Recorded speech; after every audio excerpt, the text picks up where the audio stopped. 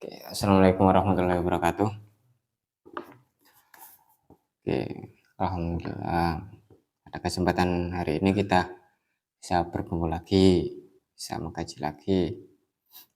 Semoga dengan pertemuan ini dapat memberikan manfaat pada diri kita, juga pada yang lain. Ada perubahan-perubahan positif dari apa yang akan kita pelajari. Lah, hadratin Nabi Mustafa wa habibina syafi'in wa qurratin salamun alaihi wa wa ummatan wa jadatan syakhna wa khana zaman zakat Nauzubillahi min hadratis syekh Masari wa mu'allif hadzal kitab wa syarih hadzal kitab usulihim wa furihim wa dzurriyyatihim wa dawil huqi alaihim lahumul fatihah. A'udzu billahi minasyaitonir rajim. Bismillahirrahmanirrahim. Alhamdulillahirabbil alamin arrahmanir rahim maliki yaumiddin. Iyyaka na'budu wa iyyaka nasta'in. Ihdinas siratal mustaqim siratal ladzina an'amta 'alaihim ghairil maghdubi 'alaihim waladdallin.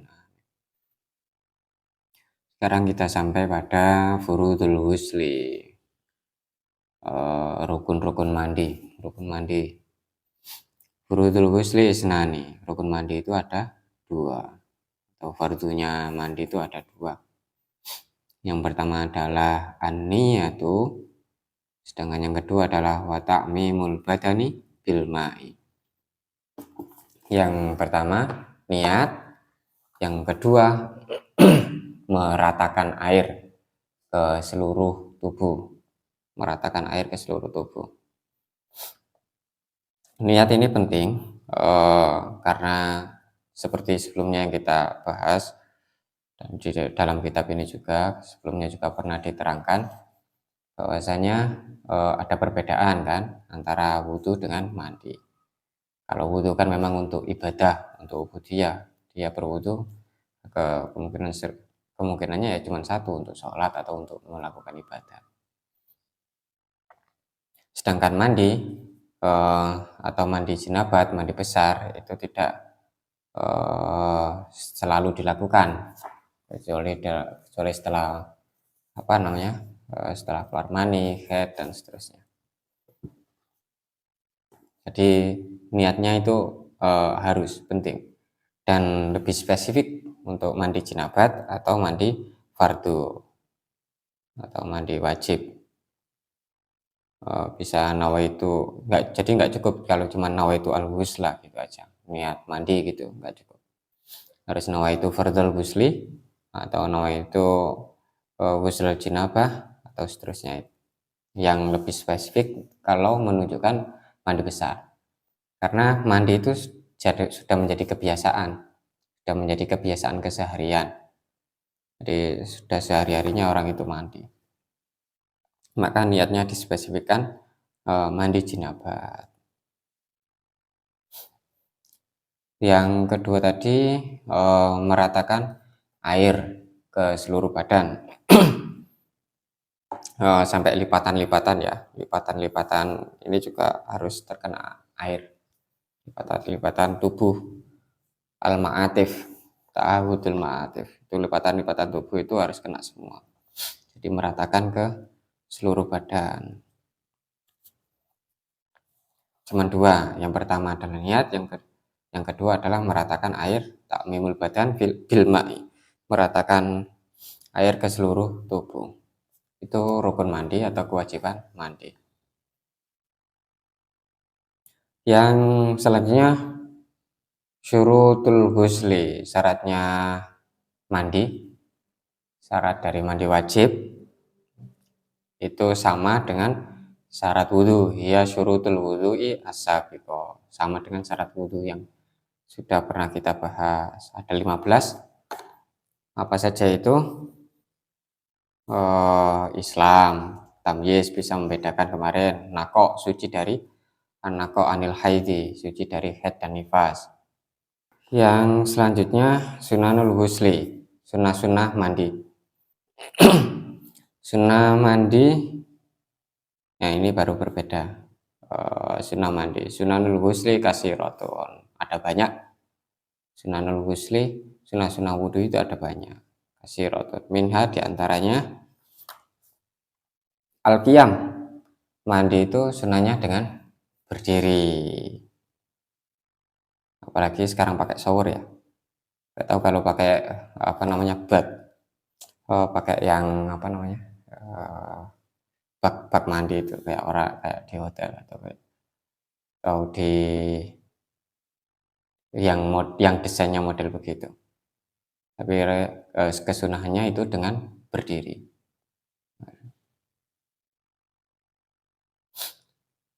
Yang kedua, istiqbalul kiblati, menghadap kiblat, menghadap kiblat. Yang ketiga, al wudu'u wal wudu'u. Sunnah yang ketiga itu wudu. Jadi sebelum mandi besar, wudu dulu. Baru kemudian mandi jinabat. Mandinya, wudunya sebelumnya ya, sunnahnya itu sebelumnya.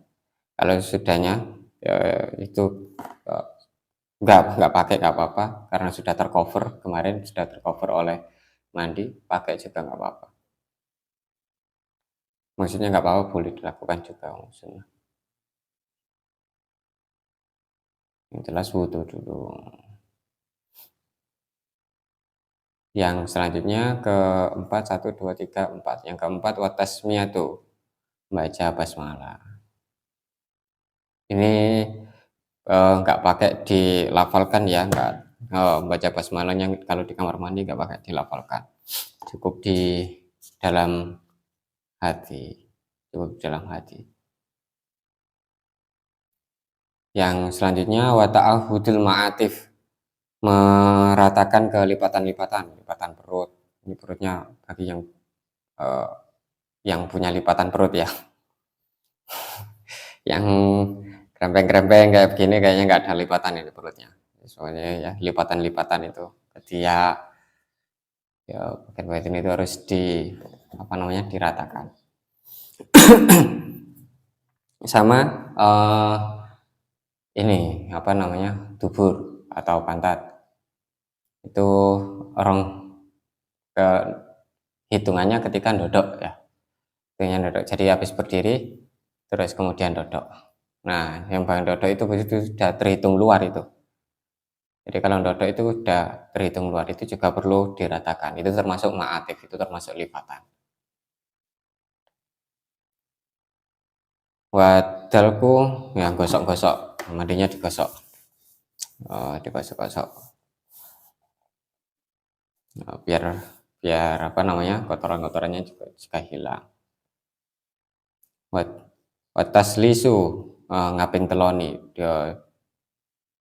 disunahkan juga ini ngaping teloni itu sebanyak 3 kali. Bahkan tadi di keterangan syarih itu mandinya kalau bisa, kalau memungkinkan ya, kalau lagi kayak air ini itu mandinya ya 2 kali. Yang pertama mandi sunnah, jadi habis wudhu sunnah mandi sunnah, terus baru kemudian mandi wajib.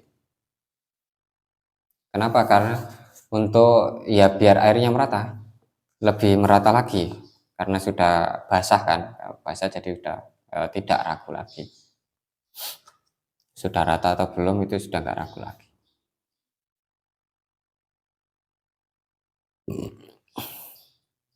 Yang selanjutnya watartibu af'alihi, berurutan dari atas ke bawah, dari atas ke bawah yang namanya mandi. Kalau sekarang juga lama lebih enak, nggak hanya pakai gayung ya, nggak hanya pakai gayung. Kalau sekarang kamar mandi bisa pakai shower, bisa pakai apa namanya keran.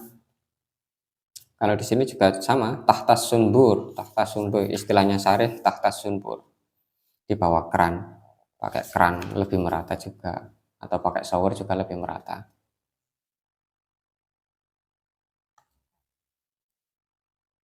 uh, yang selanjutnya, sunnah yang selanjutnya, oh tartibnya itu apa, biayaghsila al kaffain, dengan cara membasuh ini dua telapak tangan dulu.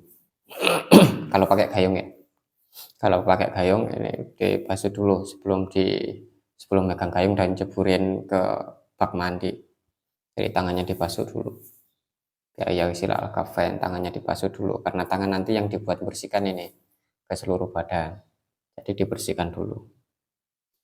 Sunnahnya. Summa al-farja wa ma hawalaihi. Jadi urutannya begitu. Habis wudhu, terus sunnah berikutnya adalah membasuh 2 telapak tangan.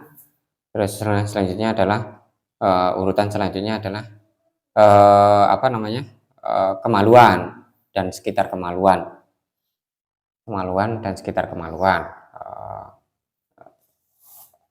Di sela-sela kemaluan itu dibasahi dulu sebelum mengguyur ke atas ini berarti ya.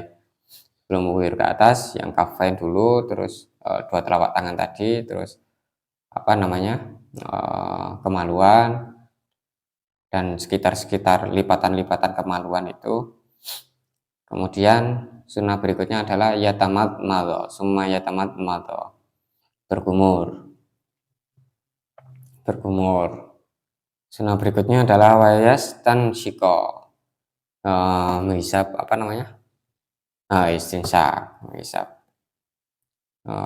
istinsak, menghirup air ke dalam hidung.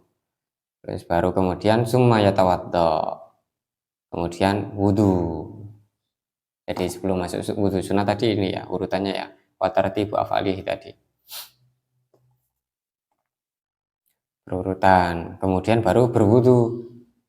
Setelah berwudhu summa yata'ahada al-ma'atifa, lipatan-lipatan tadi, lipatan-lipatan tubuh tadi itu diguyuri. Summa yufidho alma ala ro'as, baru kemudian dari atas ke bawah, baru kemudian diguyur dari atas ke bawah. Jadi urutannya seperti itu.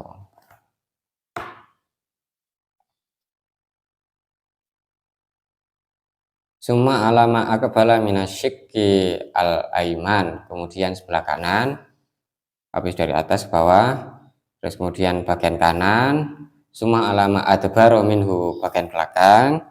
Summa alama akbala minasyikki al-aisar, kemudian bagian kiri. Summa alama adbaro minhu, kemudian bagian belakangnya. Jadi bagian kanan depan, kemudian kanan kiri. Kanan belakang. Setelah itu kiri depan, setelah itu kiri belakang. Itu urutan sunnah wudhu.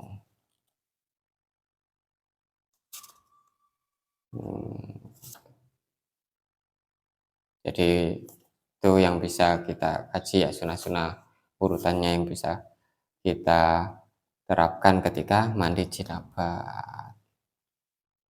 Habis niat, kemudian meratakan ke seluruh tubuh. Sudah. Terus kemudian apa tadi itu? Berkumur ya. Berkumur, istinsak. Terus wudhu, habis wudhu terus lipatan-lipatan tubuh.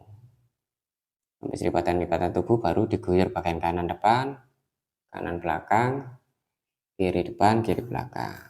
Allah manfa'na ma'alam tanah, innaka antal alimul hakim, subhana rabbika rabbil izzati amma yasifun, wa salamun alal mursalin walhamdulillahi rabbil alamin.